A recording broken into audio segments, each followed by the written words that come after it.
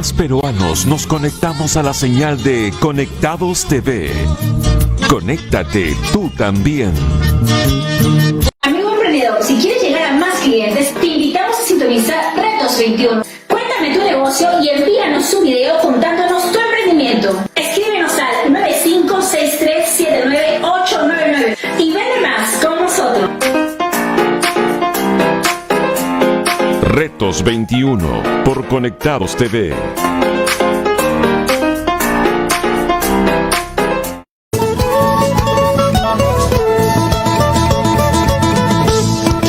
Abanquinita, color de la luna, abanquinita, color de la perla, ojitos negros, nariz perfilada.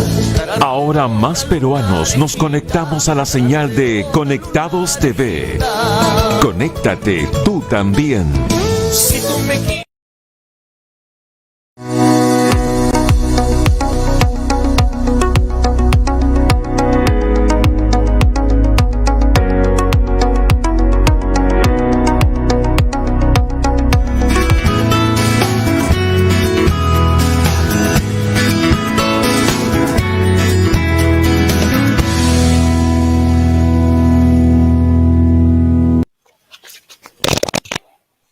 ¿Qué tal? Muy buenas noches. ¿Cómo están todos ustedes? ¿Cómo está todo el Perú? Le habla el doctor Dante Nicho, como siempre, para presentarles este programa de buena salud en Conectados. Conectados Radio, Conectados Televisión, y estamos conectados en 100 ciudades de nuestra patria y estamos también por internet en las redes sociales. Por lo tanto, siempre conversando con todos ustedes sobre temas de actualidad, porque este programa de Buena Salud tiene un objetivo primordial que lo que quiere es poder llevarles a usted una cultura de salud, una cultura de educación sanitaria para poder prevenir las enfermedades y, si estamos con alguna de ellas, poder actuar adecuadamente. Muy bien. Lo primero que vamos a presentar en este momento, siempre viendo la sala situacional del COVID, la COVID, que estamos más acostumbrados a decirlo, en el cual nos dicen que han fallecido nuestros compatriotas en 24 horas, según la sala situacional del Ministerio de Salud. 343 compatriotas fallecieron por esta situación de esta enfermedad, esta pandemia que lleva más de un año con nosotros. Casos confirmados, según el Ministerio de Salud, en las últimas 24 horas, 3.722. Y por lo tanto, estamos con personas que están hospitalizados, 15.301 en este momento. Y en las salas de UCI están cerca de 1.200 personas, más o menos, los que están hospitalizados aparte de estos 15.000 en las salas de unidad de cuidados intensivos. La situación se torna y sigue siendo, como lo comentamos en los programas anteriores, muy difícil. Abril se ha convertido en el mes de la pandemia más fuerte y más dura para poder afrontar nuestros sistemas de salud definitivamente colapsados. Hace poco, por ejemplo, estuve en una conexión con la ciudad de Huacho. Lamentablemente no había ninguna cama de UCI, ni siquiera una cama hospitalaria para los hospitales del regional de Huacho, el denominado regional de Huacho, y pacientes que necesitaban oxígeno también estaban con problemas muy serios. Inclusive están comprando el oxígeno para llevar al hospital.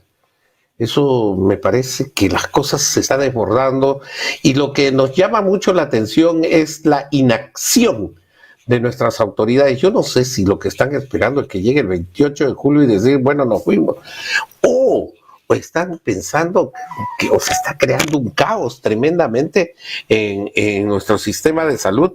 Pues bueno, estamos muy serios realmente. Ahora queremos ver también lo que nos proponen nuestros nuevos, los que están postulando para el sillón presidencial. Son dos, y queremos ver qué están proponiendo, pero de forma coherente. Yo estuve revisando el día de ayer las propuestas, y algunas propuestas son sumamente salidos de la realidad. estamos viendo de que están proponiendo, uno de ellos, la construcción de muchos hospitales, uno de ellos, y el otro candidato está proponiendo construir hospitales especializados en cada región. La idea no es mala en general, o sea, tener más hospitales, más centros de establecimiento de salud no es malo, pero empecemos desde el primer nivel de atención y esto va en espiral y va subiendo. No podemos empezar desde la cima para construir hacia abajo.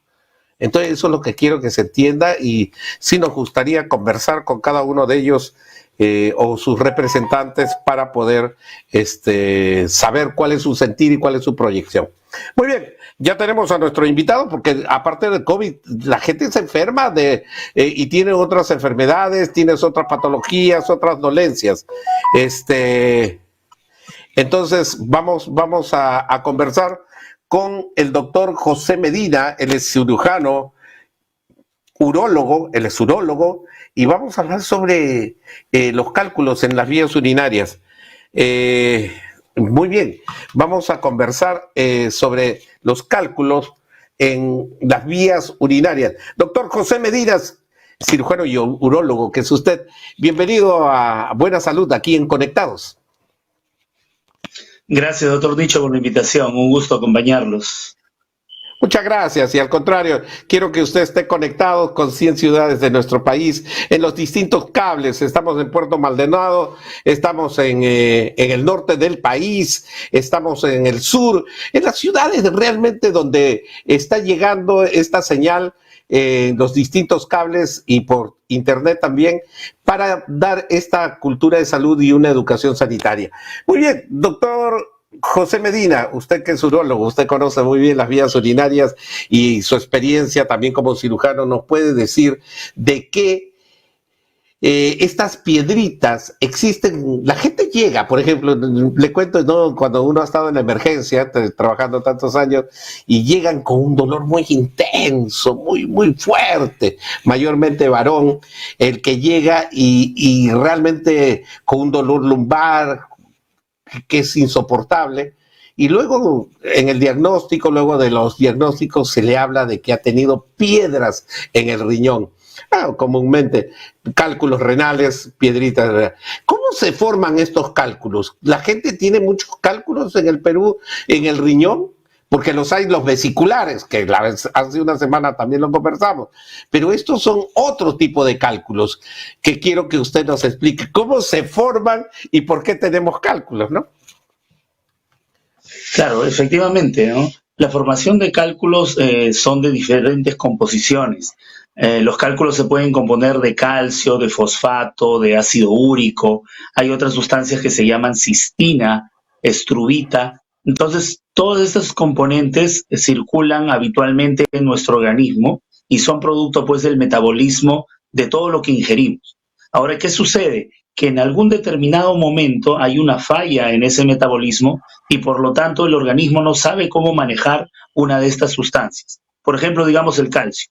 Entonces, hay una falla en nuestro metabolismo, no sabemos o el organismo no sabe procesar el calcio de tal forma que lo acumula, ya sea en la orina o incluso a veces hasta en la sangre. Y es ahí que empieza la formación inicial del cálculo.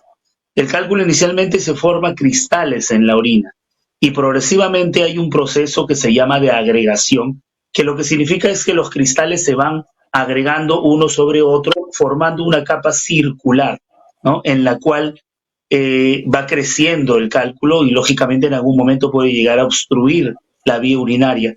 Y justamente ese es el momento en el que se presenta un cólico. El cólico renal está dado cuando el cálculo ha crecido en un tamaño suficiente como para obstruir la vía urinaria, que habitualmente es el uréter, ¿no?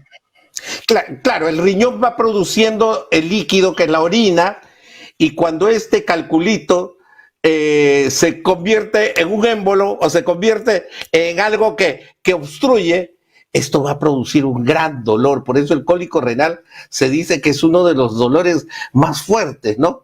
Cuando el varón llega, y muchas veces nosotros los médicos le decimos, bueno, usted ya aprendió a lo que es las damas dan a luz, más o menos así el dolor, es sumamente intenso. Entonces estos cálculos, ¿hay alguna predisposición familiar o alimenticia para que yo pueda formar cálculos? Sí, en realidad sí. Hay un componente genético, hay un componente familiar. No significa, de hecho, que todos los familiares van a tener cálculo, pero sí, si por ejemplo la madre, el abuelo tiene cálculo, hay una predisposición a formarlos. Ahora, vuelvo a insistir, el tema del metabolismo, ¿no? El metabolismo puede estar alterado en una persona y eso conlleva la formación de cálculos. Y otro factor muy importante es el tema de la hidratación. Sobre todo, por ejemplo, en el norte del Perú, donde hay mucho calor, la gente se deshidrata con más facilidad y entonces es ahí que tenemos un gran número de pacientes con cálculo. Y lo que preguntabas inicialmente, ¿no? ¿Es frecuente el cálculo? Sí, es muy frecuente. Habitualmente la edad de presentación es entre los 25 y 35 años. Es una edad bastante joven, una etapa bastante joven y uno de los factores predisponentes importantes es el líquido. La cantidad de líquido que ingerimos diariamente es un factor fundamental para evitar la formación de cálculos. Qué importante lo que nos está diciendo también. Ese es un consejo preventivo, nutricional, en el cual la cantidad de líquido que debemos tomar es acorde con lo que consumimos y lo que también vamos a gastar. Entonces, y cuando eso no sucede, podemos ser propensos a hacer cálculos. Todos los cálculos son iguales. Los que se presentan, tú hablabas de algunas sales que están formados estos cálculos. Todos los cálculos renales tienen las mismas características. Estoy haciendo un parangón con los cálculos que se forman en la vesícula, ¿no? Que son casi todos igualitos, muy redonditos y muy duros. ¿Son así los cálculos del riñón? No, en el caso de los cálculos de la vía urinaria son son heterogéneos, completamente heterogéneos. Pueden haber cálculos muy redondos, ¿no? Muy lisos, como los cálculos que podemos ver en la vejiga, ¿no? Se pueden ver cálculos muy lisos.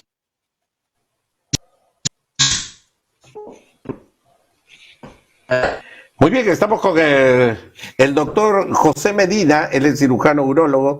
Estamos hablando sobre cálculos en las vías urinarias. Se nos cortó un poquito la comunicación, mi estimado doctor Medina, pero seguro ahorita la recuperamos. Estamos hablando sobre cálculos renales, síntomas y causas, por supuesto. Estoy con el doctor José Medina, cirujano urólogo. Estamos aquí justamente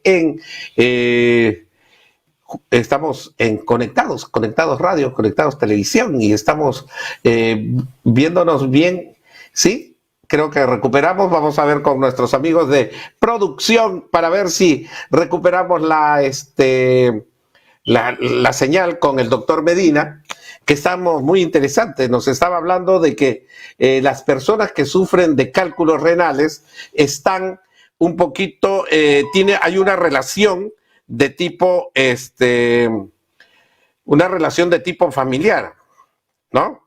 Y bueno, tengo que decirle, mientras hacemos las conexiones, que es propio ahora de todos los días de la internet, nuestro internet, por más que tengamos fibra óptica, ¿verdad? En el Perú y en Lima son un poco difíciles. Estamos no se olviden, 955-153-086.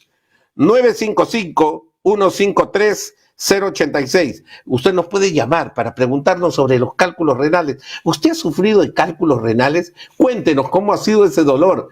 Cuéntenos realmente, y lo puede hacer ahí en el WhatsApp. 955-153-086. Entonces, tenemos que comunicarnos. Estamos haciendo la comunicación con... A ver, estamos recibiendo algunas llamadas. Sí. Vamos a tener... Ahora sí, ¿estoy con el doctor Medina o no? Doctor José Medina, ahora sí. Estábamos conversando de que estos cálculos podían tener diversas formas y diversas consistencias. Nos estaba contando un poquito de eso usted. Sí, efectivamente. Habíamos conversado de que hay cálculos muy lisos, muy redondos, pero también pueden haber cálculos espiculados, significa con puntas. Unas puntas que cuando uno lo ve en una lupa, ¿no? Está bastante alterado, toda irregular. Estos cálculos con punta son habitualmente los más dolorosos porque cuando bajan por la vía urinaria, por el uréter, rasgan las paredes del uréter y eso ocasiona dos cosas. En primer lugar, dolor y en segundo lugar, sangrado. Ahora, aparte de la forma, no todos los cálculos son redondos, pueden también ser alargados.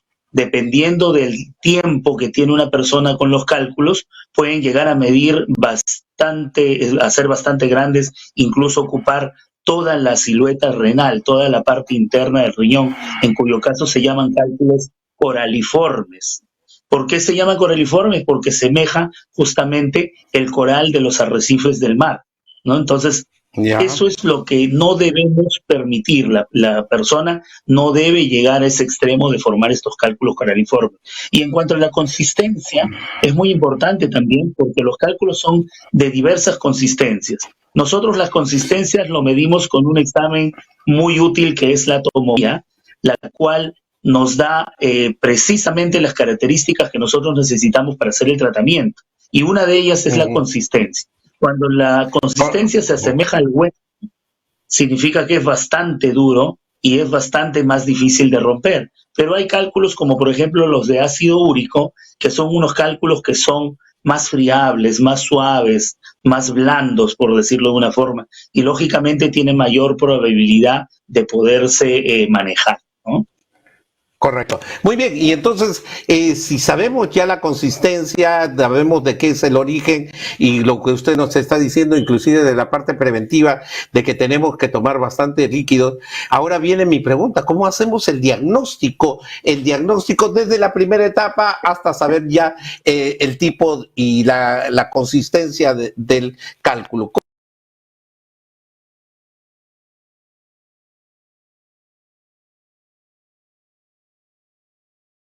¿Cómo se hace un diagnóstico? ¿O cómo me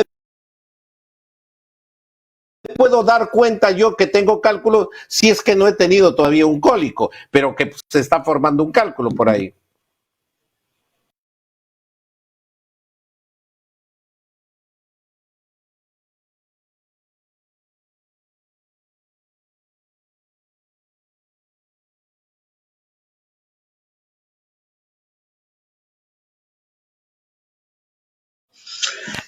Habitualmente la persona se da cuenta ya cuando tiene el cólico, ¿no? Como bien dijo usted al comienzo del programa, es un dolor muy fuerte, se asemeja bastante, se compara bastante a lo que es el dolor del parto en la mujer. Habitualmente es un dolor que se ubica en la zona lumbar y de la zona lumbar se va a la zona del flanco. ¿Escucha? Sí, Sí, estamos perfecto. bien. Nos decía usted Ya. de que el dolor puede empezar en la zona lumbar y luego se va al flanco, o sea, al costadito de nosotros, al costado de la barriguita, por ahí se va yendo el dolor. ¿Dónde más se puede localizar? El dolor que se vaya hacia un lado del abdomen se puede localizar en los hombres hacia la región de la ingle o del testículo, o en las mujeres también se puede ir cólico renal, el que empieza en la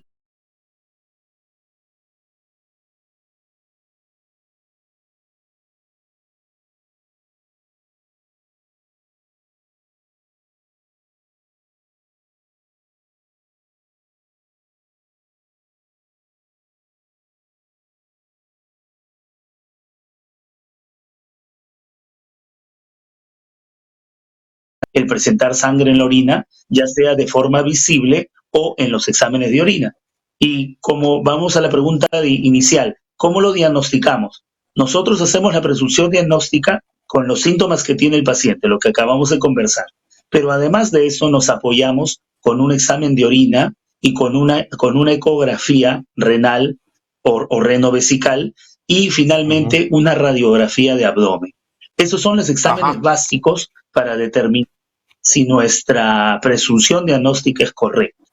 Entonces, ¿qué vamos a encontrar nosotros? En el examen de orina habitualmente hay sangrado microscópico. Si es que uno no lo ve a simple vista, lo puede determinar al microscopio analizando la orina. En la ecografía lo que se puede ver es la dilatación del riñón. Es importante aclarar esto. Hay muchas personas, muchos pacientes que se toman una ecografía y le dicen acá hay 1, 2, 3 cálculos. Pero esos cálculos que aparecen dentro de la ecografía en realidad no son los cálculos que le está trayendo el dolor, porque el dolor se ocasiona cuando el cálculo ya salió del riñón y se fue hacia el uréter. Entonces, O sea, cuando más importante para migró, nosotros, se movió. exacto, Cuando se movió, o sea, estaba exacto, estático en un lugar del riñón, o sea, en la parte de la pelvis, en la parte de arribita del riñón, se mueve y se escapa y se vaya a los tubitos más pequeños, que son los uréteres, y cuando ahí se queda, puede taponar la orina. Y eso es lo que causa el dolor. así es. Muy Exactamente, bien. lo que causa el dolor y lo que se busca en la ecografía, ¿no? La dilatación de los riñones. Y finalmente la radiografía es un examen de emergencia muy barato, el cual nos ayuda a poder determinar si es que hay presencia de cálculo, porque el 85% de los cálculos se pueden ver en una radiografía porque contienen Ajá. calcio. Lógicamente, Perfecto. hay un 15% que no se pueden ver y para eso entra a tallar lo que es la tomografía, la Urotem, que nosotros conocemos. Correcto. Estoy con el doctor José Medina, él es cirujano y urólogo, por supuesto especialista en vías urinarias, y estamos con el tema cálculos en las vías urinarias. Nos está explicando muy bien. Entonces, ¿en quién se presentan más los cálculos? ¿Quiénes son más propensos a hacer cálculos? ¿Los hombres o las mujeres? Los hombres más que las mujeres. En muy buena proporción, en muy Eso ya es. grande No, en realidad la proporción es de 2-1, no Ajá. es 2 a 1 mucho, más o no es menos. mucho la proporción. Correcto. Así es. Y, Ya, muy bien. y en personas. Correcto, y ya hicimos el diagnóstico, ya nos hicimos una ecografía, un examen de orina, nos hicimos la tomografía si fue necesario. ¿Y cuál es el tratamiento? ¿Cómo usted me va a sacar los cálculos o en su defecto me los va a disolver? ¿Hay alguna sustancia que pueda hacer que esos cálculos desaparezcan? Yo siempre hemos escuchado por ahí, dice, tome tal medicamento o tome tal agüita, tome bastante emoliente, o si no, unas cervezas también para que orine bastante, y por ahí bota usted los cálculos y se olvida de eso. ¿Es así, doctor? ¿Cuál es el tratamiento adecuado para estos cálculos que van a causar mucho dolor en el momento que obstruya las vías urinarias? El tratamiento es una de las partes más interesantes del tema de cálculos, porque en la actualidad existen 5 tipos diferentes de tratamiento para cálculos, y cada uno de estos tipos está lógicamente relacionado con el cálculo en sí, ¿no? Entonces, para nosotros el examen, y los pacientes deben saberlo, el examen que dirige nuestro tratamiento no es una ecografía. El examen que dirige nuestro tratamiento es necesariamente una tomografía sin contraste. Okay. En la tomografía sin contraste se ve todo tipo de cálculo, ya sea que contenga calcio o no contenga calcio, ya sea que sea blando o duro. Pero la tomografía es muchísimo más precisa que la ecografía, porque la ecografía solamente ve riñón y vejiga, pero la ecografía no puede distinguir el uréter, ni en qué zona del uréter está el cálculo. Entonces, hay 3 características principales que nosotros buscamos en la tomografía para poder indicar el tratamiento que debe llevar un paciente. En primer lugar, el tamaño del cálculo. Hay cálculos de 2 milímetros, de 4, de 5 milímetros, de 2 centímetros, hay diversidad de tamaño. Wow. Segundo lugar, la localización del cálculo. Puede estar dentro del riñón, puede estar en el uréter o puede estar incluso en la vejiga.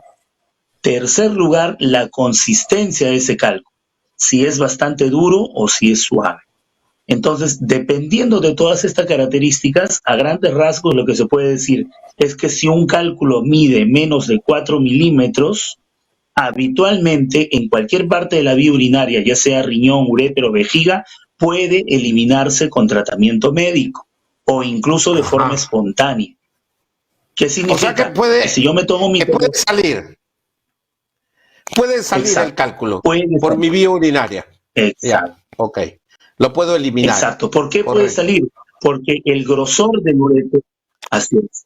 El grosor del uréter habitualmente es de 5 milímetros y se puede distender un poco hasta 6 milímetros. Entonces, lógicamente, si hay un cálculo de 4 milímetros, puede salir por el uréter, ocasionando algo de dolor, pero lo puede expulsar. Igualmente, la uretra en el varón, la uretra tiene un diámetro aproximado de 8 milímetros, entonces el cálculo va a salir con facilidad, igualmente en la mujer. Ahora, ¿y qué pasa si el cálculo es muy grande? ¿Es más grande? Ahí ese es el tema en realidad. Ahí depende, aparte del tamaño, de la localización del cálculo. Entonces, como dije, hay 5 tipos diferentes de tratamiento para los cálculos. En primer lugar, es el tratamiento médico, que se puede dar para ayudar a expulsar el cálculo. Habitualmente utilizamos unos medicamentos que se llaman bloqueadores, que lo que ocasionan es dilatan las paredes del uréter para que el cálculo se pueda expulsar. Eso es uno. Luego viene la litotricia extracorpórea, que en realidad es máquina en la cual el paciente va obviamente con anestesia, cierto grado de sedación, y por la parte posterior se emite con ultrasonido unos golpes que tienen el beneficio de romper el cálculo sin una cirugía. Eso se hacen con cálculos que son blandos y cálculos pequeños, de 1 centímetro, centímetro y medio. Luego de eso, podemos tener la cirugía endoscópica. Si el cálculo se localiza en la vejiga o en el uréter, podemos introducir un aparato por el orificio por donde orinamos, lógicamente con anestesia, para poder llegar hasta la parte de la vía urinaria, romper el cálculo, fragmentarlo y extraerlo, ¿no? Entonces, esa es otra cirugía. Ahora, el cálculo que está más arriba, ya cercano al riñón, tenemos un cálculo que está en el uréter, pero mide 1,5 centímetros y está muy cercano al riñón. Utilizamos la cirugía láser. El láser que utilizamos nosotros es el láser holmium. Es un filamento que emite una energía láser de color verde que, posándolo sobre el cálculo, lo desintegra. Comienza a volverlo polvo. Correcto. Así es, lo pulveriza. Mi estimado doctor José Medina, nos ha ilustrado tremendamente, y usted sabe que este programa es un programa ligero, un programa para... Y en cuanto usted nos ha ilustrado muy bien en qué cosa es un cálculo, cómo son los cálculos, y tercero, el diagnóstico y cuál es el tratamiento. Y yo quiero saber con usted, doctor José Medina, a quien queremos invitarle para hablar sobre enfermedades renales también, otras enfermedades renales, ¿dónde lo ubican a usted, mi estimado doctor? Algunos han habido muchísimas preguntas, pero que lo voy a mantener porque el programa nos quedó chico por esta interrupción que tuvimos. Pero nos comprometemos y producción me dice para volverlo a invitar y hablar mucho más de este tema. ¿Dónde lo ubican, doctor? Por el momento, en la Liga de Lucha contra el Cáncer, tenemos 2 sedes en la avenida Nicolás de Piérola y también en la avenida Brasil. Y también en mi consultorio particular, que está en Lince, en la avenida Arequipa 2080, frente a Plaza Vea. El número de teléfono de contacto es 90-26-4-2858. Correcto. Muy bien, estuvo con nosotros el doctor José Medina, cirujano urólogo, y hemos hablado de cálculos y nos comprometemos a estar nuevamente con usted. Estaba muy buena la explicación. Muy sencilla, que eso es lo que queremos, crear esta cultura de salud. Bueno, yo voy dando por terminado y agradeciendo siempre al doctor Medina este programa de buena salud. Y quiero dar un saludo muy grande a nuestros amigos de Cerro Espasco, que nos ven por Cable Andina. Amigos de Cerro Espasco, siempre estamos con usted, la ciudad más alta de nuestro país, y espero siempre para poder prevenirlas. Para eso usted tiene acá buena salud en Conectados. Muy bien, vamos dando por terminado esta secuencia y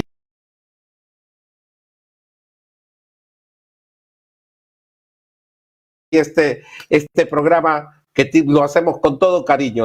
Soy el Dantenicho y siempre agradeciendo a producción, a nuestro amigo el señor Mercado, que se encarga de la producción, que la hace muy bien. Muchas gracias, señor Mercado. Y también vamos a dar por término, ahora sí, y nos vemos. Siga con la programación de Conectados. Está muy buena, como todo el día. Nos vemos. El doctor Dantenicho le dice que tenga días saludables. Cuídese de COVID, por favor. Cuídese mucho.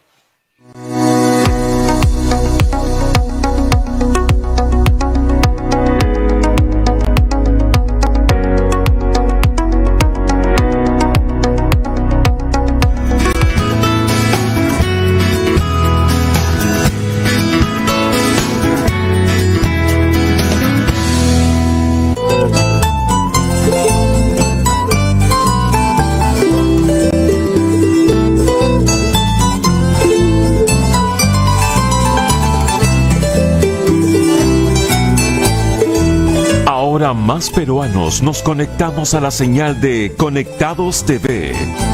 Conéctate tú también. Porque estos versos para mí guiando la más hermosa de la convención. Porque estos versos para mí guiando. Ahora más peruanos nos conectamos a la señal de Conectados TV. Conéctate tú también.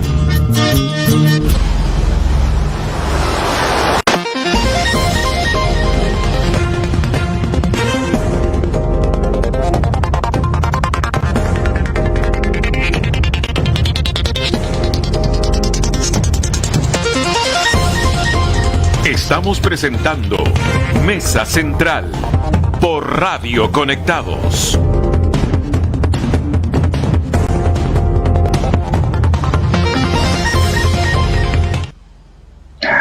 ¿Cómo están, amigos? Les damos la bienvenida una vez más aquí a Mesa Central de Radio Conectados. Hoy día vamos a seguir comentando algunos resultados de una encuesta que ha salido en las últimas horas, el día de ayer, de Datum Internacional. Ustedes, como saben, ya habíamos informado de una encuesta que se publicó el fin de semana pasado, concretamente el domingo, cerca de las 9:30 de la noche, se dio a conocer una encuesta de Ipsos Apoyo, pero ahora también tenemos conocimiento de los resultados de una encuesta de Datum Internacional,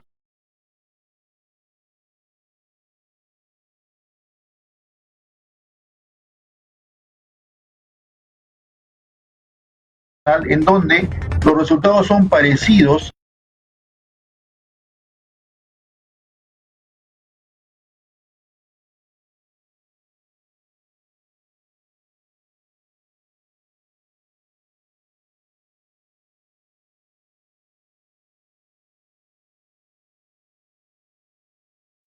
aunque con una distancia un poco mayor entre el primero y el segundo. Efectivamente, Pedro Castillo de Perú Libre aparece en el primer lugar con un 41% de los votos, mientras que Keiko Fujimori de Fuerza Popular le sigue con el 26%. Es decir, aquí sí hay una diferencia un poco mayor, una diferencia de 15 puntos, mientras que en la encuesta de Ipsos Apoyo había una diferencia de 11 o 12 puntos, ¿no? Efectivamente, era un 42 a 31. 11 puntos de diferencia había en esa encuesta. Así es que al parecer se está reflejando una tendencia en la que la voz de las provincias va a ser muy importante. La elección no se va a decidir en Lima, se va a decidir en provincias. Principalmente consideramos en la sierra, pueblos de la sierra, del norte, del centro y del sur, que de alguna manera se están identificando por ahora, y repito, solo por ahora, en mayoría con el señor Pedro Castillo, ¿no? Aquí vamos a ver algunos datos que también nos pueden dar algunas luces, ¿no?, sobre la situación del voto, ¿no? Por ejemplo, se señala en el caso de Pedro Castillo, dice que ya situación del voto de Keiko Fujimori,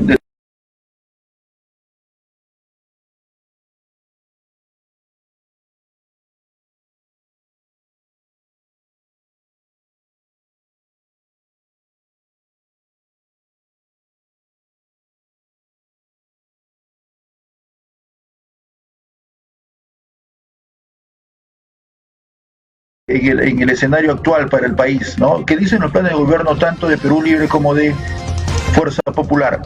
Señora Abel Salinas, ¿cómo está? Muchas gracias por permitirnos esta conversación. Buenas noches. ¿Me está escuchando? ¿Cómo está, doctora Abel Salinas? Lo saluda John Villanueva. Bueno, ¿cómo está? Bien, bienvenido. John Villanueva, ¿cómo está usted? Un placer estar con usted. Igualmente para nosotros.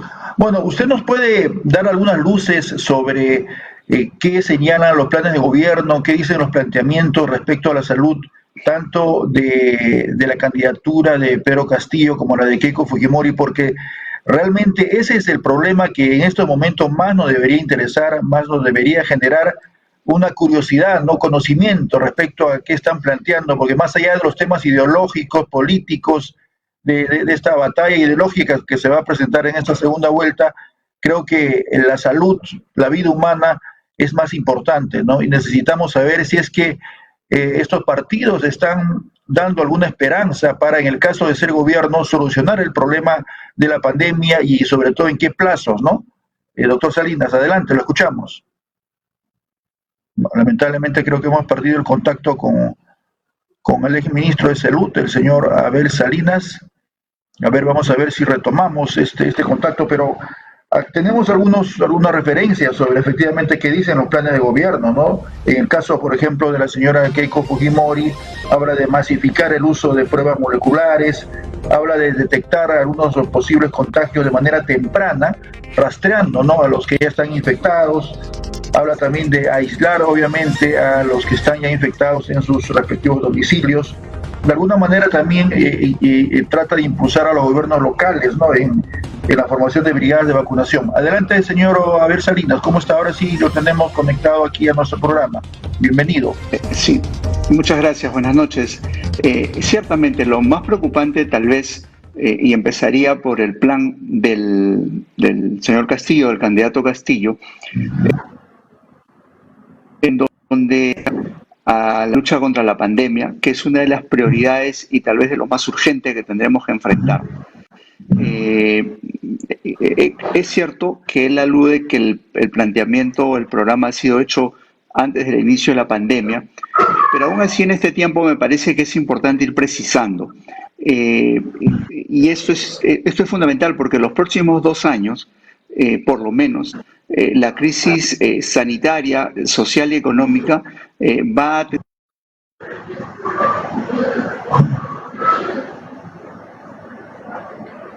Sí, hemos perdido el audio. No, lamentablemente no lo estamos escuchando al exministro de Salud. Quizá ha puesto mute o quizá pueda ahí de alguna manera facilitarnos el contacto con nosotros, porque estamos teniendo problemas en la conexión vía audio y vía video con el señor Abel Salinas, exministro de Salud, quien nos está ilustrando acerca de qué dicen los planes de gobierno de tanto de Castillo como de Fujimori respecto a la salud y a la pandemia. Ahora sí, me parece que lo estamos captando nuevamente. Adelante, lo estamos escuchando, sí. Doctor Salinas. Sí, lamento el tema técnico, la conectividad. Y creo que lo que hace falta en el plan del señor Castillo es precisamente aclarar cómo va a ser la lucha contra la pandemia, que va a ser algo que nos va a acompañar por lo menos los próximos 2 años.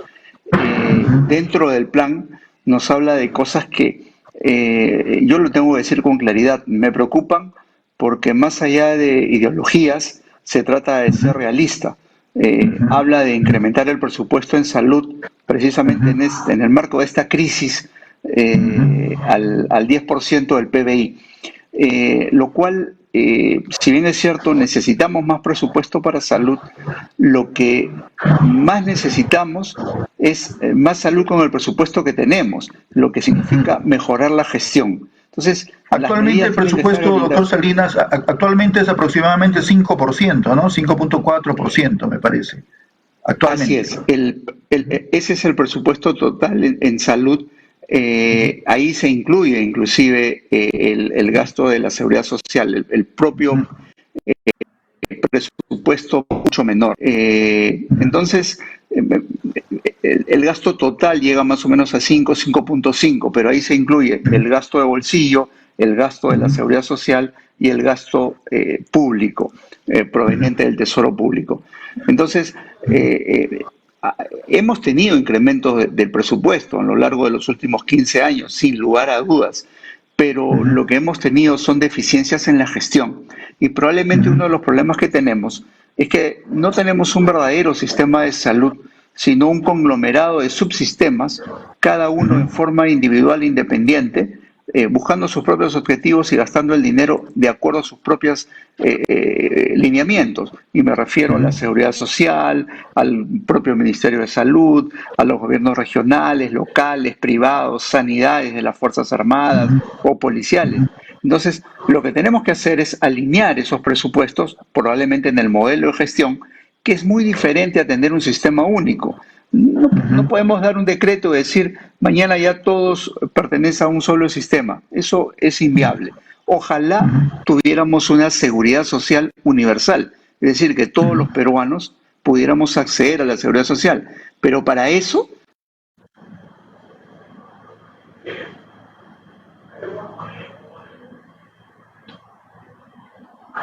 Sí, lamentablemente se ha cortado una vez más el audio de estas declaraciones tan interesantes realmente que está haciendo el doctor Abel Salinas, ¿no? Porque de alguna manera está desgranando y está encontrando, ¿no?, algunas debilidades, en este caso en la propuesta de salud del señor Pedro Castillo, ¿no? Porque efectivamente este aumento de presupuesto no es tan sencillo, ¿no? No es tan fácil decir estamos aumentando un porcentaje de tanto a tanto, en este caso casi duplicando el porcentaje, porque eso también tiene sus complicaciones.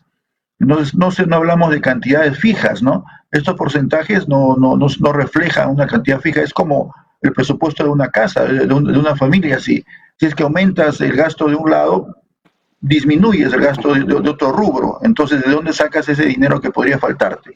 Así que no es tan sencillo elevar, no es tan ligero decir, bueno, vamos a elevar el porcentaje de tal a tal en un presupuesto. ¿No le parece, doctor Salinas?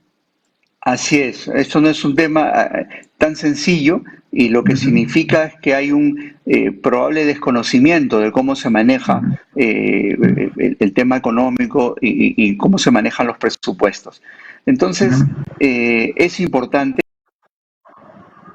perfectamente irreal, falta aterrizarlo. Y por otro lado, el plan de fuerza popular sí contempla cierto contra la pandemia y desde el cerco epidemiológico, etcétera. Probablemente yo recomendaría agregarle además a ese plan de lucha contra la pandemia un plan de recuperación de lo desatendido. Por la pandemia hemos dejado de vacunar, hemos perdido un poco el control de la anemia infantil, las enfermedades crónicas, cáncer, etcétera, y yo creo que eso también nos puede pasar una factura en corto plazo, y por lo tanto también tenemos que, como urgente, lucha contra la pandemia y naturalmente un plan de recuperación de lo desatendido. Y además de eso ya hay que trabajar un tema de lo importante, que tiene que ver precisamente con darle sostenibilidad a un modelo, a un nuevo sistema de salud, un nuevo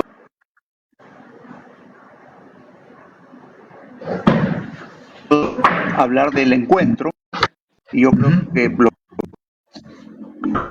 el gran pacto social, hay que ponerse de acuerdo todos los actores en salud y los lineamientos sobre tenemos forma definida por los gobiernos, sin detenernos, sin tener tantos cambios, por ejemplo, de ministros de salud. Hemos tenido en este último periodo gubernamental, de estos últimos 5 años, 10 ministros de salud aproximadamente. O sea, eso es inviable para una política sostenible que signifique finalmente cambios en el sistema de salud y beneficio al ciudadano.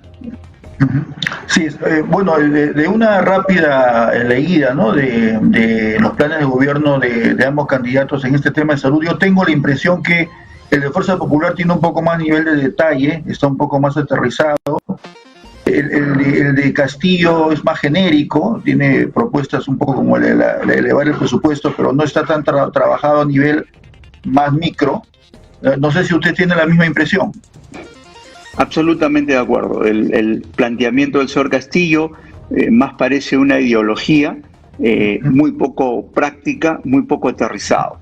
Es cierto, el plan de Fuerza Popular es mucho más elaborado, definitivamente se han trabajado más lineamientos, evidentemente siempre es perfeccionable, pero lo noto mucho más acorde con la realidad que estamos y que tenemos que enfrentar. Estamos pasando por la peor crisis sanitaria, social, económica. Lamentablemente los manejos no han sido adecuados desde el señor Vizcarra, y lamentablemente tampoco hay ninguna esperanza con el gobierno del señor Sagasti. En consecuencia, necesitamos todos los peruanos el 7 de junio ejercer nuestro voto. Tenemos Sí, lamentablemente no hemos tenido suerte con con la conexión el día de hoy con el doctor Abel Salinas, ex ministro de Salud. Mientras tanto, para conocimiento de ustedes, para seguir con este tema que nos parece tan urgente y tan interesante, vamos a leer un poco. Ahora sí nos escucha, doctor Salinas. Se corta por momentos. Ajá, sí, le escucho.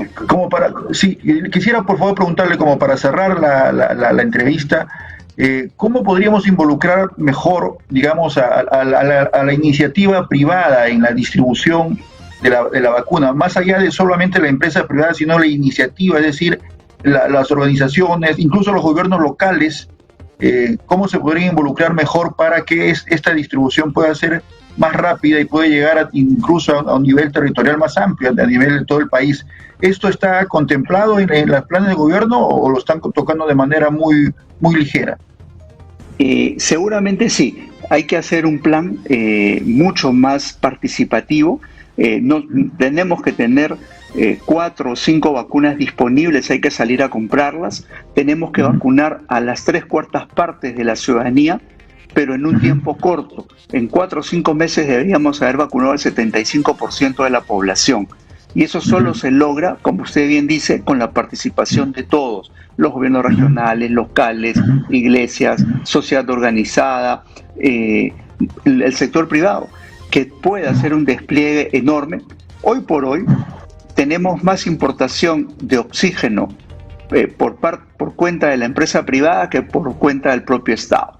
De manera que no hay duda que necesitamos en este momento la participación, el despliegue de todos, porque necesitamos vacunar, no decir a fin de año vamos a haber alcanzado tal número de vacunas, no, en los próximos 4 o 5 meses.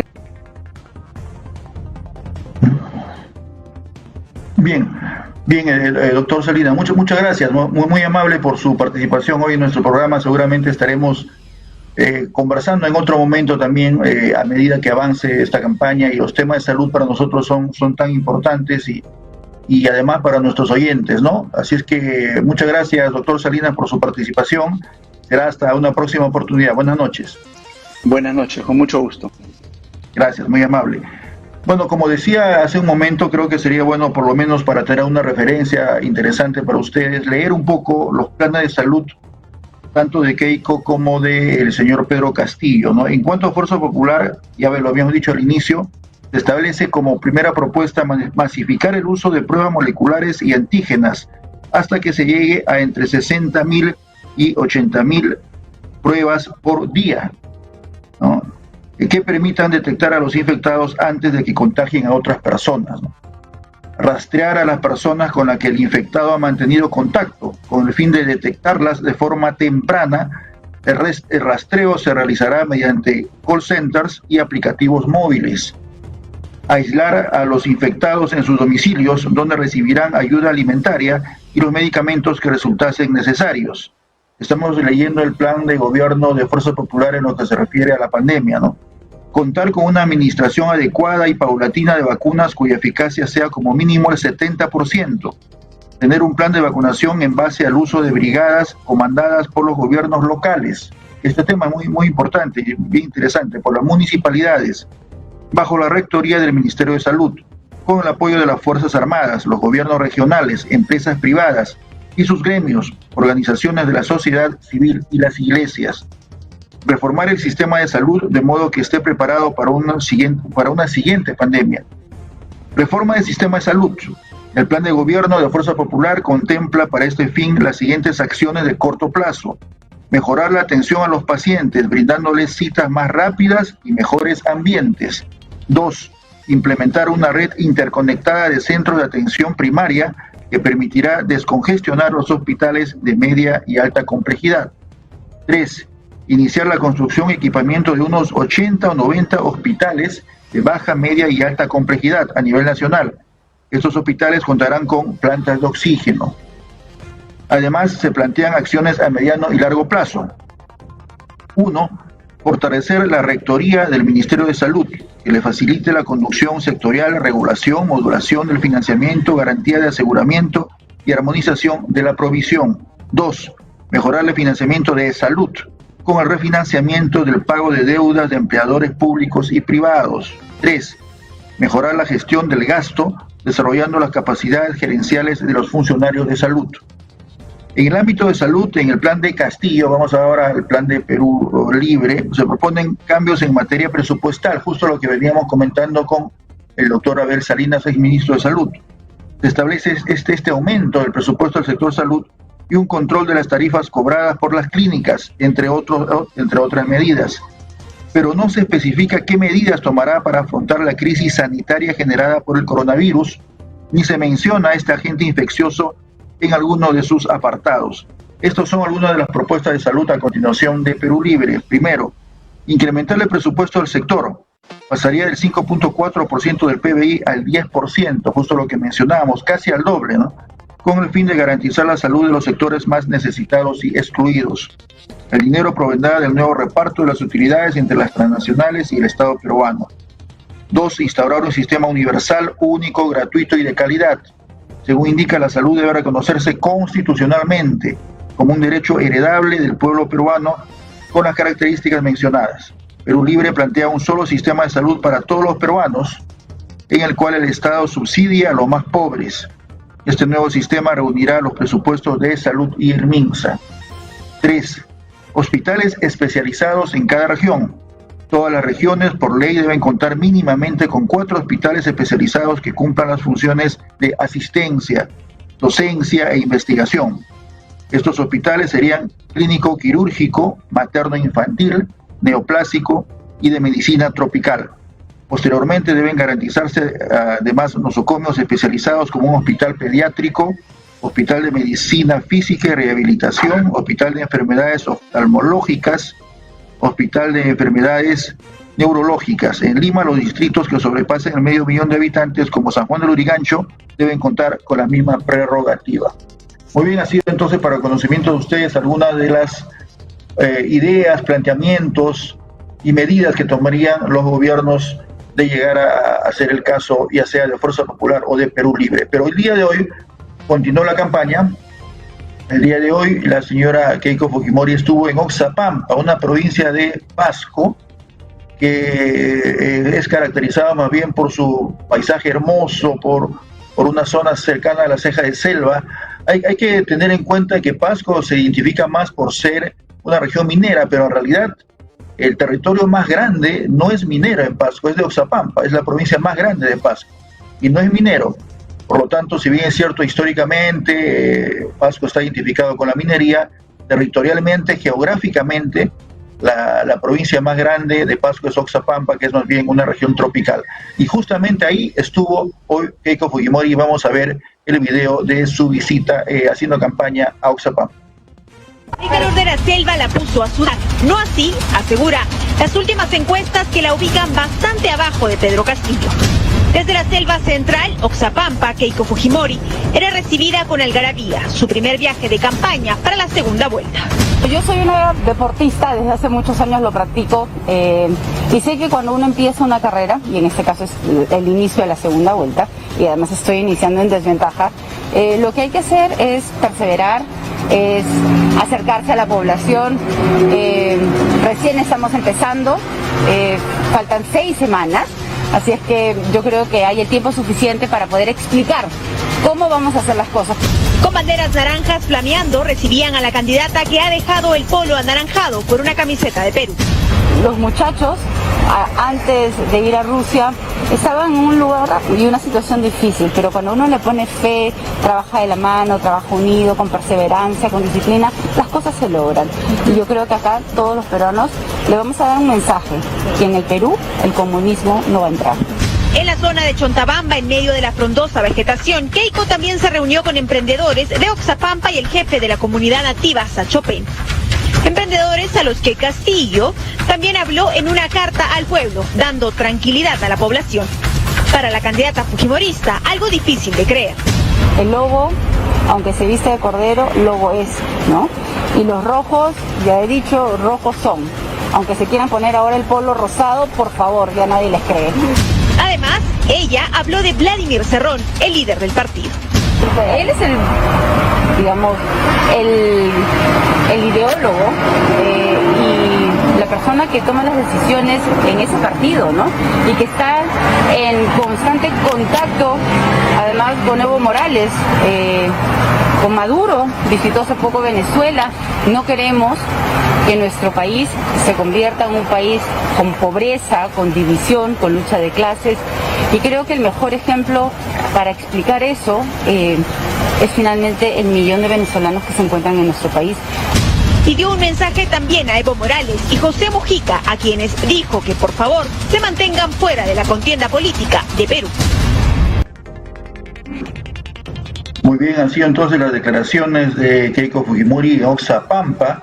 No cree efectivamente, como decía la reportera, en esta supuesta conversión o flexibilización de las posiciones un poco duras que está demostrando Castillo, sobre todo a través de su plan de gobierno.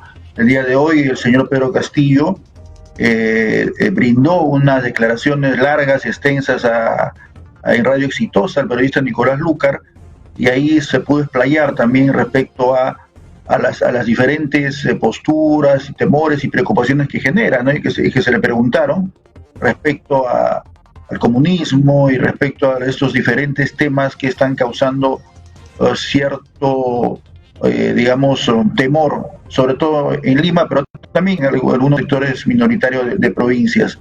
Y en ese escenario, al parecer, el señor Castillo trataba un poco de flexibilizar sus posiciones. Dijo algo que también llamó la atención. Dijo que él es el único autorizado para declarar de manera oficial en esta campaña como candidato de Perú Libre, ¿no? Y de alguna manera desautorizó las declaraciones o las futuras declaraciones que podría brindar, si es que se anima después de estas palabras, el señor Vladimir Cerrón u otras personas, otros candidatos que ya son virtuales congresistas por Perú Libre y que han venido también brindando algunas declaraciones. De alguna manera el señor Castillo dijo, bueno, acá el único que va a hablar por Perú Libre soy yo, y los demás lo tendrán que obedecer. Vamos a ver si es que tiene el nivel de liderazgo para que los demás de Perú Libre le hagan caso y no hablen o eviten declarar tal como parece ser la intención del señor Castillo, ¿no? Por otra parte, también la señora Keiko ha señalado que una vez más ha enfilado, digamos, sus baterías contra Vladimir Cerrón, justamente, a quien ha dicho que habría estado hace poco en Venezuela, que es la conexión con Maduro, con Evo Morales, en fin. Y justamente sobre Maduro, otro punto que también durante el día ha ido difundiendo en redes es lo que dijo Castillo, indicándole al presidente de Venezuela que en fin, no hable del Perú, sino que primero arregle sus problemas internos, y más bien se quejó de los venezolanos que están llegando al Perú, muchos de ellos lamentablemente para delinquir y para causar problemas, ¿no? Ese fue también el tono de las declaraciones que hoy de repente sorprendió a más de uno de Pedro Castillo. Muy bien, por otra parte también hubo hoy unas declaraciones de un diputado boliviano refiriéndose a la candidata de Fuerza Popular. Vamos a ver si podemos escuchar este video, ¿no? Y ver este video respecto a lo que dijo este diputado boliviano, indicándole a Keiko Fujimori que vaya a candidatear a Japón. El que vamos a intentar también enseñarles este video del congresista boliviano. Adelante, producción. Son sus declaraciones.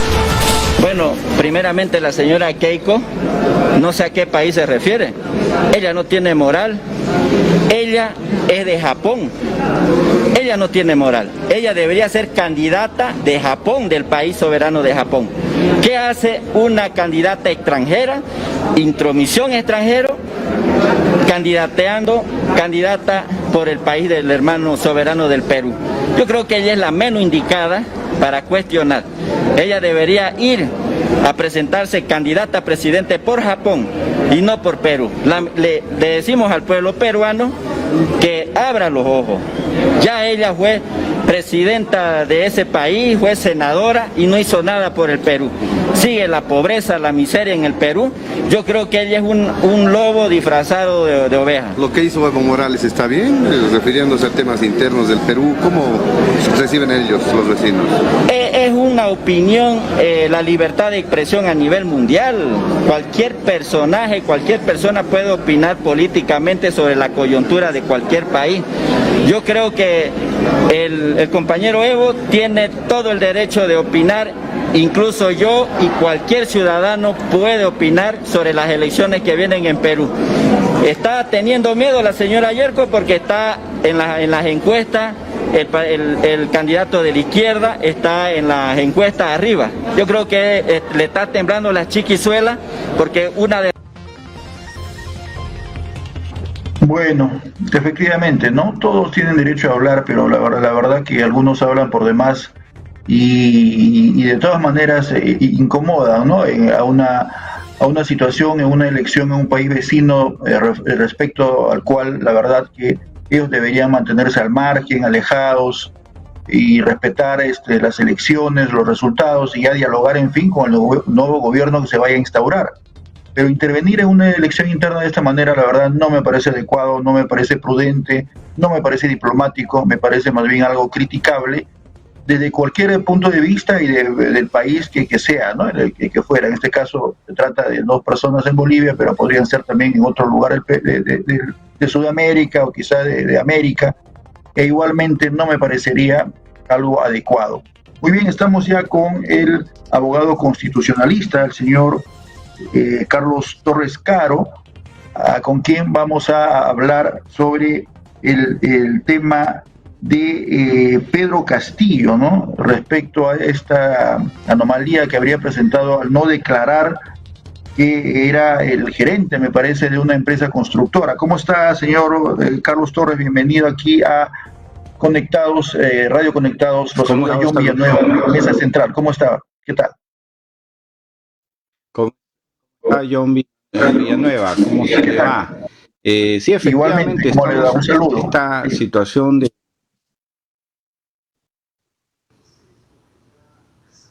Sí, lo escucho. Sí, adelante. Queríamos preguntarle, ¿qué opina usted sobre esta situación en la cual el señor Pedro Castillo no habría consignado que habría sido gerente de una empresa constructora? ¿Esto podría de alguna manera anular o causar algún problema legal formal a su candidatura?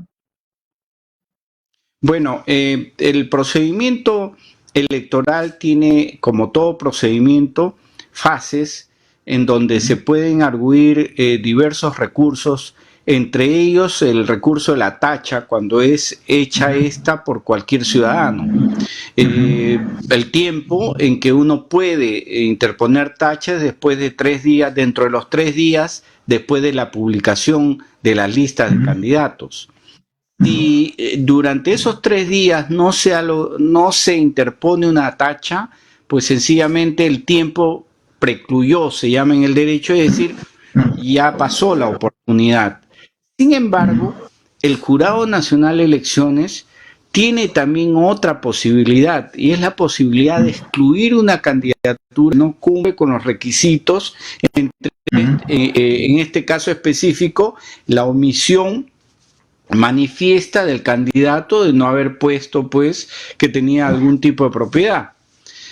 Pero también esto se hace hasta 30 días antes de las elecciones. Es decir, el Nacional de Elecciones no podría, desde la óptica del procedimiento regular del proceso electoral, no podría excluir al candidato porque ya estamos en una segunda vuelta. Ahora, no se trata tampoco de que esta situación va a convalidar unos hechos que son irregulares. Obviamente existe dentro de nuestro marco normativo, cuando una persona no cumple los requisitos por una razón que tiene que ver con la omisión de haber expresado ello en la hoja de vida. Para eso existen otros estamentos que están en el ámbito del derecho penal, es decir, una falsa declaración, y creo y tengo entendido que alguien ya ha formulado una denuncia penal sobre ese particular. Bueno, eso tiene que una investigación y esperemos que en cierto cierto es que a estas alturas del partido no sería bueno para la democracia tampoco que se saque a un candidato y entre otro por la ventana o por la puerta trasera a cantar su lugar.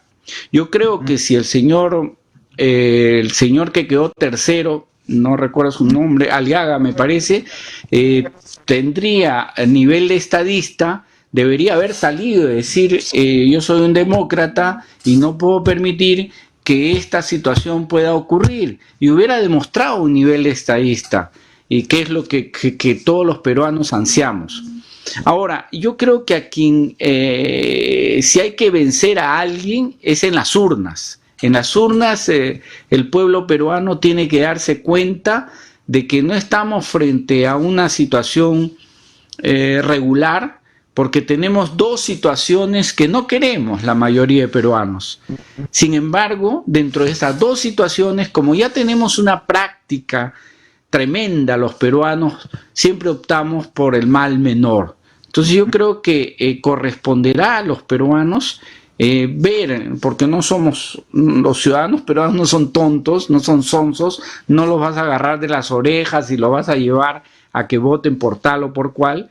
Creo que tienen la suficiente madurez como para darse cuenta de cuál es de estos candidatos es el que mejor representaría o encarnaría la solución de los graves problemas que actualmente atraviesa el Perú, como es el tema de la pandemia.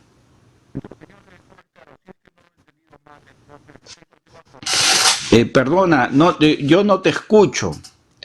Tú me escuchas, pero yo no te escucho.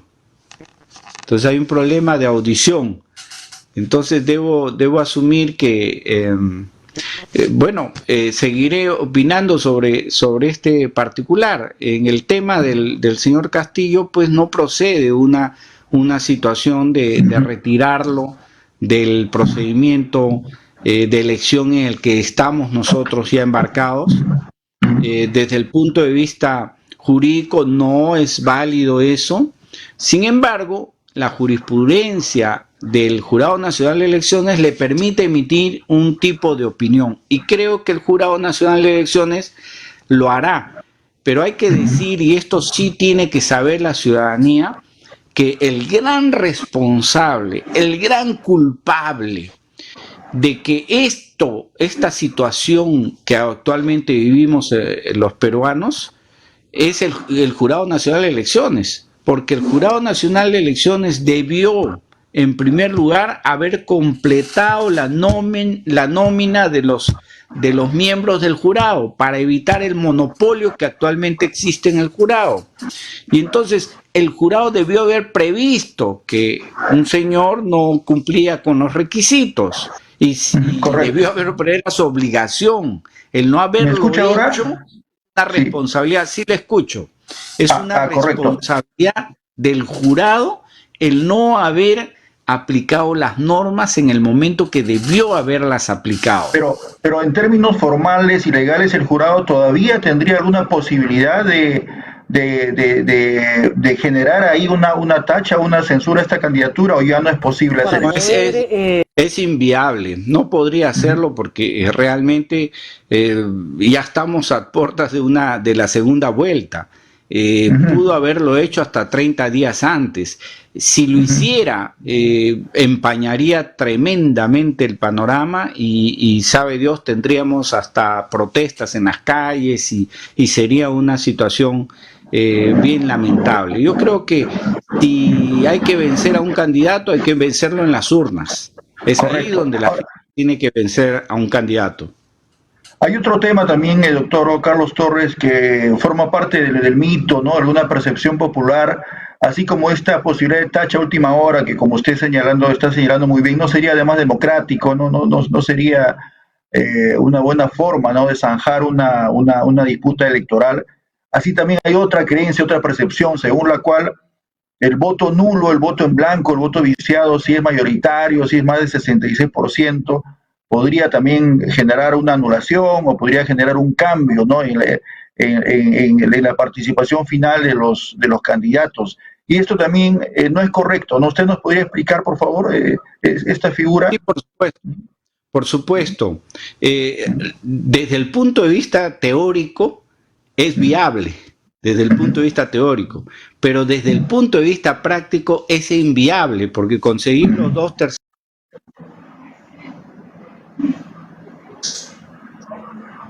A ver, vamos a ver si podemos recuperar la señal. ¿Me están escuchando? Sí, lo estamos escuchando. La imagen está un poco... se está perdiendo. Decía sí, que adelante. es inviable. Desde el punto de vista teórico es posible. Claro, está regulado. Si obtenemos una determinada cantidad de votos de personas que no votan el blanco y el viciado, pues sencillamente se puede anular ese proceso. Conduciría a meternos a un nuevo suplicio que vendría a ser con los mismos candidatos. De manera que eso, desde el punto de vista teórico, puede ser perfectamente aceptable, pero desde el punto de vista práctico es inviable una situación así. De manera Correcto. que... ¿Me están escuchando? Sí, lo estoy escuchando. Sí, lo estamos escuchando perfectamente. Sí. Lo que pasa es que me están llamando de ustedes, del canal 18. Sí, bueno, lo estamos escuchando. Como le decía, entonces, no es una alternativa. Yo creo que hay que asumir la responsabilidad. Abraham Lincoln decía en el debate que tuvo con Douglas en una de las oportunidades que postuló, decía que cada pueblo tiene un gobierno que se merece. Yo creo que nos merecemos lo que nos está ocurriendo. Cuando uno ve las tragedias que está viviendo el país, de haber tenido un presidente, un mitómano, un tipo de lo más corrupto y despreciable, que es hasta cierto punto autor intelectual de todas estas muertes y toda esta pandemia que nos ha dejado en una situación tan terrible, uno dice, bueno, pues es lo que hemos escogido al fin y al cabo. Entonces, Doctor Torres Caro, si sería tan amable, ¿podría tomar su celular, podría agarrar su celular y mejor hablar por ahí para que no se corte el audio, para poder comunicarnos mejor? Ahora sí, me parece que ahora sí lo vamos a escuchar mejor. Sí. Ahora sí. Al final de cuentas, nosotros tenemos los gobernantes que nos merecemos. Y si estos gobernantes que nos han maltratado, es porque nosotros de repente merecemos ese maltrato, porque los hemos llevado ahí. ¿Cómo es posible? Hay gente que se queja de que la señora Keiko Fujimori, por los antecedentes que tiene, etcétera.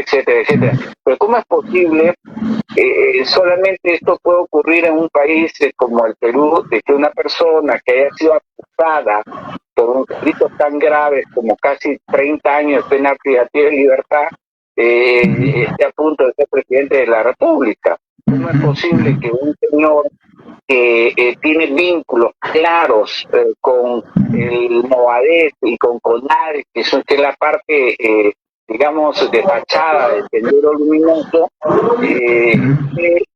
pasando una segunda vuelta? ¿Cómo es posible que entre estas dos personalidades tengamos que decidir? O sea, al final de cuentas, ¿qué está pasando con el Perú? ¿Qué está pasando con nosotros? Para que nos pongamos en una situación así. Entonces nos lo merecemos, porque nosotros nos hemos buscado este panorama. De manera que ahora, confrontados ya a una realidad en la que está uno y otro, ya sería antidemocrático decir, no, vamos a sacar a la señora, vamos a sacar al señor. No, ya tenemos que tomar la decisión y están estas dos personas, mal o bien, están ahí al frente y los peruanos tienen que optar por uno u otro y se requiere madurez. Yo creo que los peruanos ya tenemos la suficiente madurez, por lo menos, para evitar el mal mayor. Señor Torres Caro, un poquito quisiera apelar a su condición de abogado constitucionalista, justamente, ¿no?, para hablar de este planteamiento de una nueva constitución, de una convocatoria a una asamblea constituyente. ¿Qué problemas podría tener esto en cuanto a la vida republicana de nuestro país? Y sobre todo, tendría que apelar a un acuerdo en un Congreso que va a estar bien fragmentado, va a estar en una quizá poca disposición para llegar a consensos, y ante eso surge nuevamente la amenaza supuesta de un señor Pedro Castillo que amenaza, dice que podría cerrar el Congreso si es que no aceptan este planteamiento de convocatoria, primero un referéndum y luego a una asamblea constituyente y una nueva constitución. Entonces, estaríamos llegando a una situación política muy difícil, más inestable aún de la que hemos tenido. ¿Qué opinión le merece eso? Bueno, siempre que el Perú ha estado en situaciones de crisis, han habido personajes que han considerado que la manera de superar las crisis es hacer un nuevo pacto social. Desde que nosotros comenzamos como república, en 1823, la primera constitución pretendió precisamente eso, hacer un pacto social de los peruanos.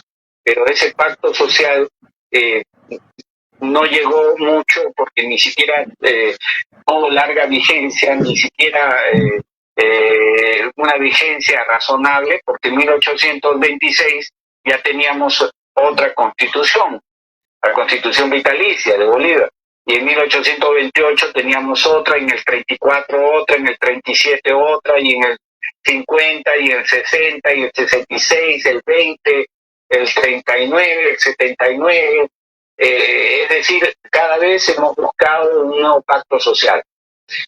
En este caso en particular hay que decir que las constituciones nacen de situaciones de crisis terrible que vive una sociedad. Desde ese punto de vista, hay que decir que las constituciones se inician fuera del marco del derecho común y corriente. O sea, una constitución viene a irrumpir y a tirar abajo una anterior constitución.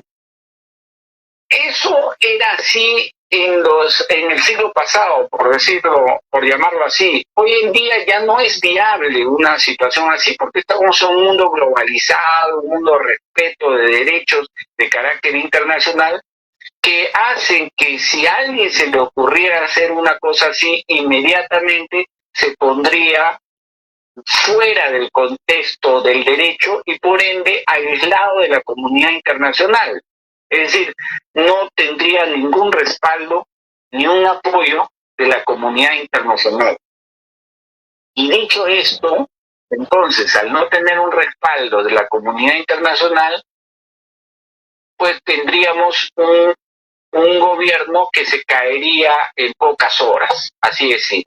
Porque no, salvo que responda al apoyo y al considerando de algún país importante de la región, pero aquí todos los países no les va a interesar, más bien vamos a pensar si Venezuela o Bolivia quisieran respaldar un gobierno, con Venezuela y Bolivia no se puede interactuar, de manera que la posibilidad de un planteamiento de una nueva constitución bajo la batuta de un golpe de Estado, que es lo que están proponiendo, y claro, cuando uno escucha a sus congresistas decir, no, que en 6 meses viene una asamblea constituyente y esa asamblea reemplaza al parlamento elegido, eso es un golpe de Estado. Eso no es un procedimiento regular constitucional. Por eso es que si se quiere reformar la Constitución, se tiene que hacerse hoy en día, en este siglo, se tiene que hacer bajo la égida de los parámetros que la propia Constitución establece. Es decir, si hay 2 reformas, en 2 periodos, se puede hacer un cambio en la Constitución. Hoy día, por ejemplo, discutieron en el Parlamento la bicameralidad. Tengo entendido que la próxima semana la van a aprobar y van a partir la legislatura como que son 2 legislaturas y al siguiente mes la van a volver a aprobar. Por ejemplo, ahí vamos a ingresar en un momento de cambio constitucional donde va a haber bicameralidad. Eso se ha hecho perfectamente dentro del marco del constitucional, porque son 87 votos que se necesitan. Si el señor Castillo tiene los 87 votos para hacer su cambio constitucional, puede hacerlo. Pero además habría que preguntarle al señor Castillo exactamente para qué quiere un cambio constitucional. O sea, ¿cuál es el argumento de ese cambio constitucional? Si es para que los peruanos tengamos que la salud sea un servicio, que no sea un servicio sino un derecho, bueno, pues no necesita, comunico al señor Castillo que no necesita hacer una reforma constitucional para eso. Basta una directiva del Ministerio de Salud y es suficiente. No necesita cambiar la Constitución para una cosa así. Si quieres cambiar la Constitución para decir que el suelo, que todo lo que se extrae es del Perú y no es de quien lo extrae, una vez extraído ya el Perú pierde propiedad, eso también se puede resolver con una negociación con las empresas transnacionales mineras, de gas. Correcto, y mientras tanto, lo más preocupante es para poder llegar a buen término el planteamiento que sea en el orden de una negociación en el cual la empresa se comprometa a un mejor retorno de dinero para el país. No se necesita definitivamente los cambios constitucionales para eso. De manera que cuando uno escucha decir esto, uno solamente puede pensar que es una irresponsabilidad jurídica o una ignorancia jurídica enorme, ¿no? Cuando se escucha que vamos a cambiar la Constitución en 6 meses y no sé qué. La verdad que es penoso escuchar eso, ¿no? Bien, señor Carlos Torres Caro, ha sido muy amable, muy gentil por aceptar esta entrevista y será hasta una próxima oportunidad. Gracias, hasta luego. Gracias. Muy bien, muchas gracias. Bien, así entonces el señor Carlos Torres Caro respondiendo a algunas preguntas nuestras, ¿no? Sobre todo la duda principal que teníamos era sobre esta posibilidad aún de que pueda existir alguna tacha, algún impedimento legal formal para que continúe la candidatura del señor Pedro Castillo. Nos ha indicado que si bien es cierto en lo formal podría ser, pero políticamente y desde el punto de vista democrático también, eso sería inviable y sería también un problema, ¿no? Sería una medida que ya no cabría en esta situación, estando a tan pocas semanas para alcanzar ya la segunda vuelta que se avecina el 6 de junio, ¿no? Que ya nos va a tocar nuevamente votar y decidir a quién damos nuestro apoyo ciudadano. Muy bien, ha sido entonces una edición más de Mesa Central aquí en Radio Conectados. Nos veremos el día de mañana. Que estén bien, cuídense, tengan todas las precauciones del caso, no bajen la guardia.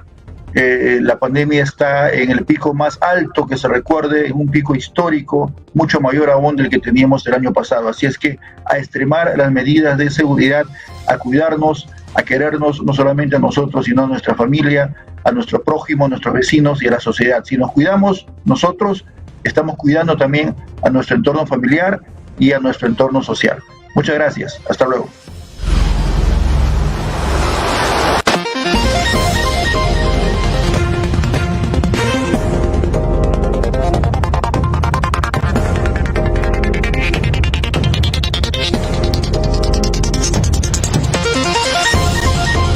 Estamos presentando Mesa Central por Radio Conectados.